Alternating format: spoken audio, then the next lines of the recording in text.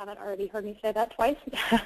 And if we're going to go through our webinar here, today's format is going to be pretty quick. It's a fast, high-level overview. And out of respect for your time, we're going to try to hit it in 20 minutes. We're going to cover the message in a way that makes it appropriate for a variety of businesses. So we're not going to delve deep into one particular industry or another, just cover it at a high level. Certainly, if you guys have questions, feel free to chat those in as we go along. And if there's something that we can fit into the time period and is relevant to everybody on the call, then we'll certainly cover those. And if there are questions that are particularly detailed, that's fine. Ask those as well, and we can follow up with you on a one-to-one basis after the session is over. All right, our agenda today, again, going to go through a quick introduction, some background on commercial waste in the U.S., and talk about the paradigm shift, and then how to manage your company's waste like a product.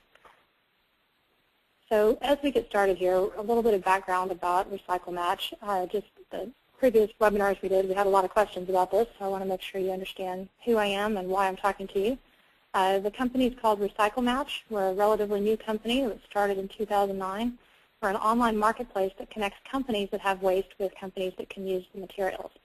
Triple Pundit actually recently called us the eBay of recycling, so that was very nice of them. But basically, if you kind of imagine it, kind of like eBay, where we're connecting the two parties together. We don't take ownership of the materials, but we connect those two parties so that they can more easily find each other. And really what that's all about is creating a more efficient business ecosystem so that companies that have waste can do something more positive with that material, and then companies that are looking for materials can find it more easily. The service is oriented towards businesses, so we're really not focused on residential waste streams. There's no up fees to post or no upfront fees to post, and we only get paid if there's a successful match. So anyway, that's a little bit about us. And then now shifting on to a little bit more information about the history of commercial waste in the U.S. I think a lot of people look at this picture and imagine that the landfill is actually the problem. But really, the landfill is sort of a symptom of a larger global business problem, and that is that businesses are not properly utilizing their resources and allowing some of those resources to go to waste. If you think about the amount of volume of materials that's going into a landfill, the EPA estimates that there's about 8.4 million truckloads a year just in commercial waste streams, waste coming from companies. That doesn't even include hazardous. So if you think about that huge volume a year of materials that can go in, that is going into a landfill, a lot of that has potential to be used in a better way. And you also think about it, it's a whole lot of material being trucked over the road to a landfill that we may be able to divert. A lot of truckloads there. So kind of talking about what it takes to create the paradigm shift. You know, a lot of us, I think, in our personal lives, at least for me, really kind of have taken on recycling at home, things like that.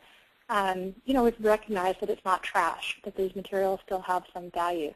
And if you think about it, my grandparents were Depression-era folk, and it was definitely something that we were brought up with, that this stuff wasn't trash. It needed to go to somewhere, you know, somehow. So there was Goodwill and certainly donations to yard sales, and Craigslist now makes it a little bit easier. eBay makes it a little bit easier for people to make those connections on their personal materials. But the idea is that it doesn't necessarily have to be thrown away when you're done with it. Well, that same idea really applies to business and can be applied in a pretty big way.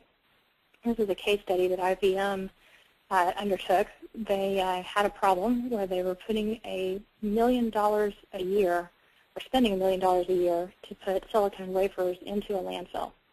And if that wasn't bad enough, you know, they had the cost associated with it. They had potentially the brand risk associated with it, because no major company really wants to be known as putting a large volume of materials into landfills. And they found out there was actually an opportunity for that material to be sold and used as an input for solar panels. So this particular case study, that's a $3 million swing and a huge improvement in their environmental story.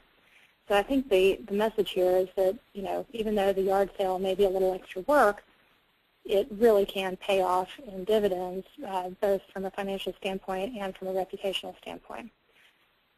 It doesn't necessarily have to be the traditional types of recycling. I think when people think about recycling, they often think about the commoditized materials like paper, cardboard, plastics. But there's a lot of other materials that really can be recycled or reused using a variety of different ways to find those sources. And it could be rubber, could be organics, chemicals, metals, building materials. And when we talk about the volumes from a commercial standpoint, typically we're talking about truckloads, larger volumes, because it does have a logistics issue associated with it. So you do kind of have to have enough volume for the logistics to make sense.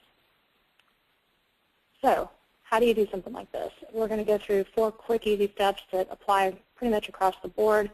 And basically, these are them. Set realistic expectations, analyze your waste streams, determine if there's a market, and manage it like a product. And we'll go through a little bit more detail on each of these.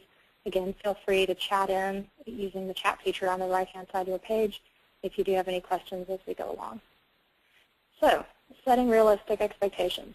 It might only just be cost savings. There may not be revenue generated. So if you look at the IBM example, they were thrilled. I think they probably would have been thrilled even if they could have minimized their cost by $1 million. It's not always going to be that giant of a swing, but the cost savings alone may be very, very important to the bottom line. And it may require some work, and I think that's where setting realistic expectations comes into play. This particular photo is probably one of the worst managed garbage bins I've ever seen.